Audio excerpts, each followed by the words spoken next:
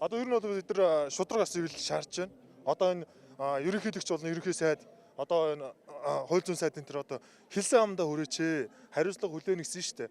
Бүгдээрээ парламентаараа огцорно гэсэн шүү дээ. Би яг тэгс санаж байна. Хуулийн номон дээр одоо гараа тавьж байгаа тийм ээ оюун эрдэнэ нөө мигийн инх болтоос тэгжсэн шүү дээ. Би та миний өдрөө харж байгаа 60 тэрбум чи худлаа гэж хэлээд ихтэй гэсэн шиг одоо инх болдоо хурж ирээд энэ оюун эрдэнээсээ хөөе чи надаас илүү том тий юуг одоо хаацалаад байгаа юм бэ? Энийг гаргаач. Тэгэн гутаа нэг 4-5 үнээр одоо нэг тугдах гэдэг юм.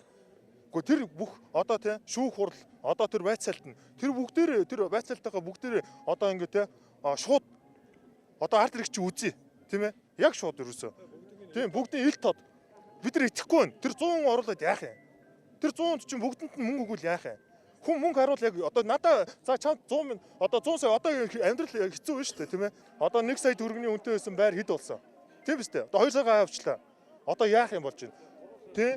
Энэ одоо засаг авч яхад чинь доллар хэдэн төгрөг байсан? Тэгэхэд чинь бид нар одоо карванда 20 сая төгрөгтэй байсан бол одоо одооны ханшаар хэдэн төгрөг болж байгаа юм? 10 сая ч хүрэхгүй болчиход байна шүү дээ. Хариуцлага хүлээх л ёстой. Тийм биз дээ. Шалтгаан Украины дайн гэх юм. Хаавс энэ төр Украинд болж штэ. Тэнгүү одоо энд одоо коронавирус гэх юм. Одоо хятад коронавирус дэлхийд даяараа болоо штэ.